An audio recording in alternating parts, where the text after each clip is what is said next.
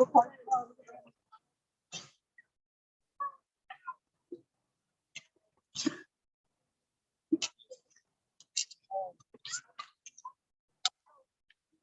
hey, everybody, so it's asking question for 1 minute. How you doing? And welcome to Denver Pagan Pride. As I promised, it's going to bring out a message and streaming. And so I'm so glad to be here amongst the magical folk who are out here with me today. I'm at the Pagan, as you know, and we're traveling in Denver, and this is the first spot in our long tour. Oh, absolutely. No, come on in. This is it. So I promised everybody. So this is being broadcast through the method of social broadcasting. A lot of things really changed over the last day. I'm so grateful to be here, Melanie, and everybody having me here.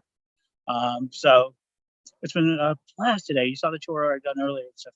But let me go ahead and get started. This has been kind of a butterfly effect from where it started. About a month and a half ago, 2 months, Denver Pagan Pride got their permit to do a live event. And I just kind of volunteered to come on out and speak with them and kind of do some filming. It's turned into a major event. So let me go ahead and talk about Patrick McCollum. And so Patrick McCollum out there, so I'm talking to you guys. And one of the things that happened with him is that he's been working on a project of reaching out to people and working with Indigenous people. And he announced his event, May 25th, out there in the world. He's going to be doing online messaging. He's going to be working to reach 1 billion people. That's a very important number in this game, 1 billion people. And so it is something he's going to try to read May 25th. So that kind of changed my thinking. Before that, I was asked to join Paul Hawkins in the Regeneration Organization. Feel free to look that up. The idea now is where the speech comes from. And one more generation. We're really close to mastered a lot of things in the pagan community. And as a part of our Pagan Pride events, as you can see, we are really kind of building these small villages, small towns, and these small communities that last for a day or two. These are what today in the marketing retail world, you call it pop-up events. And what they do is they help mingle and communicate on a physical level. And more you're starting to see that also be able to be followed in their communities. How do they communicate? Well, in this case, Denver Pagan Pride went through their Facebook pages and various other aspects, where it's all about amplification now. So one of the things that Patrick McCollum talked about is magic. And as you know, I love Halloween magic. Was that the day that he was asked early on as a young man to do his rituals, he went in and said, "Hey, folks," he was asked, "What do you want to do?" And he wrote, "I want to change the world. I want to create world peace." And so he put that in there, and everybody said, "Oh, that's just too big of a wish to have for that." In a few weeks, Patrick McCollum, His Excellency, will be actually announcing a project with the Indigenous people, and we'll be gathering them together to start to talk of the peace talks and some negotiations about them. A wicked man, now on the UN platform. He was just nominated by Jane Goodall. So in one generation, he went from being kind of mocked for his ideas to standing on the brink of communicating with 1 billion people. Ray Kurzweil and all of them, what is 1 billion people? What is a billionaire this day? Let's refine it. Ray Kurzweil, Jason Silva, and a lot of them out there redefined it as being able to impact 1 billion people. If you make $1 billion away, that's terrific. Get yourself a plane, as Jason Silva says, and then he says, make sure it's an environmentally friendly one. But in that, I'm impacting 1 billion people. Now, another thing that happened along the way is that the Parliament of World Religions happened virtually, and I love virtual. And in that moment, they announced it going to Chicago of 2023, a real place of pagan things. And it was most accepted that pagans have been on a world's front. Now, Phil Spratt moved along that. At the same time, she talked about a major aspect of stripe and discriminating against witches and not allowing for the economics of witches. Isn't that amazing? But she went from a time where you couldn't talk about witches and pagans to a time now, at least you can be discriminated. But yet she was there at the vice chairman of the Parliament of World Religions and a chair on the world's largest platforms. So now it's my turn.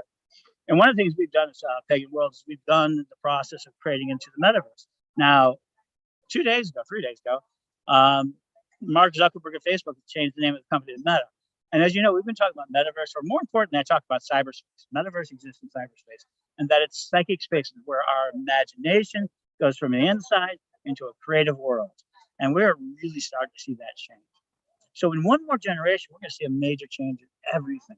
But today I want to talk to you here about how we're going to make a changes today. So in one more generation, And the children born today, when they stand here in 60 years, will live in a radically different world. Now, we don't know exactly what that world's going to look like. And it's right now on the point of leverage. Now, I want you to sit down here with me for a minute and imagine the future. And imagine the future, imagine. Just relax. Imagine if you can have a bit of a time travel moment. Because after all, what are all the great tropes in the world? Yeah, about time travel. You change one small thing in the past and it could change the future forever. Well, that actually works really right now. I mean, if you make one small change right now, why would it be any different if you had foreknowledge? And of course, we have a lot of foreknowledge. One of the things the psychic community, the meta-magical community has incredible skill at forethought, precognition, references to all of this. And so what? People don't understand metaphysical, meta everything. So we're entering into a world in which our magic, our way of thinking, our consciousness is actually going to be the explanatory words in the system. They called it teleporting when you're traveling from one camera to another. We're going to be crossing worlds. We talk about multiverses. All of that ideology is there. But here's what it is. We don't get any of that. Let me go ahead and be honest. We don't get any of that unless we start planning for one more generation. When we saw it with the elders that Lady Shiva, Karwacheski, Oberon Zell, Selena Fox, Silver Ravenwolf, you can get down to these leaders that have made massive changes so that this event here can happen. After all, one of the biggest things that happened is that Pagan Pride is, I think, going to be 20 years old next year, maybe this year. It's one of those two. I think it's next year. And it's been around, public parks and public spaces all over the world where people can meet and has no discrimination, no energy to create these small pop-up villages. And now they're communicating through online. So remember, we have this incredible ability of telepathy. Don't doubt it.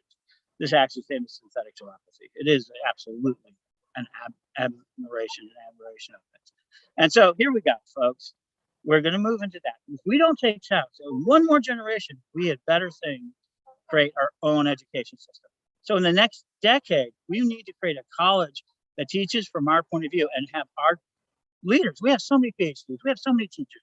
We have math, science, and everything else. And reframe it into where we believe our science is, where our magic is. After all, most classical sciences began in pagan cultures and cultures in the other cultures that kind of evolved. Now we need to get back to it. Until we are handing our children, and there's some great coloring books here, and there's a lot more material, but we need to have a curriculum that goes from birth to grades. And I've been working on that for quite some time. So we have it out there. Almost 300,000 people in the system and all that. But now we got to go that. And before we can even do that, we need to create a college or a community seminary system that will allow us to teach teachers, so that we can create a teaching system so that we can take advantage of our own education. Because the education system is all going to fall apart. Khan Academy is a perfect example of that. We can teach our own kids, but we really need to figure out what we're going to teach them. We always fight for how we're going to teach them, but now what are we going to teach them? So you want to make some money? This is going to be how you're going to make generational wealth and how you're going to make wealth in 10 years and then in generation. So let me go ahead. And the first thing of the magical world I'm going to tell you is honey. Honey is going to become the big thing. Honey tastes differently in every different area, every different temperature. So they've already done this. People go, oh, what do you mean? Says, well, a long time ago, they took coffee, which was 10 cents for a cup of coffee, Maxwell House, Folgers, and ground coffee that you served out of diners. But then what did they do next? They then decided to divide it and start to tell you where its sources were and started to realize that it had real flavors. Today, coffee has never been better, healthier, and out as an economy, and it is everywhere. And what is the benefit of it? Not just that we fell in love with coffee, but they were able to create fair trade. So we made economic choices. So coffee went from being just a commodity to this tremendous commodity and addiction, which I am the coffee pusher is well known for, that it is. Now they're doing it to chocolate. They've done it to all salt.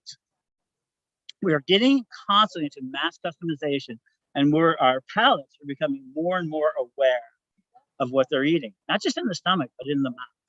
So honey, which comes from everywhere in the world, and everybody grows it, is a different flavor at a different time. And honey has one advantage over wine. If you put the label on it, you put it out there, you're going to get prices that are going to be it's already doubled in value. A good pint of honey is going for $20. I know a piece, I would pay $50 for the Museum of Science and Industry, 2019 honey, sold out. So honey tastes differently in every single space, in every big place. So guess what? Honey has one other feature that makes it a generational wealth project. Imagine getting leveraged. My grandson tells me, Grandpa, save as much honey as you can. Put a label on it because it lasts forever. You can have honey today, that same honey can last there, and it has another factor. It is a genetic factor.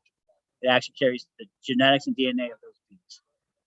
So in any way you go for it, get honey, start labeling, start saving. That's your next wine cellar in the next generation. Another thing that we need really very quickly is, let me go ahead and tell you to do it now. Seeds, heirloom seeds, every type of seed possible. Not just seeds that you plant in the ground for agriculture, but we need to start collecting forest seeds and other seeds. We start to need to see seed banks across the country. Simple. And the value of heirloom seeds has gone up amazingly over the last 10 years.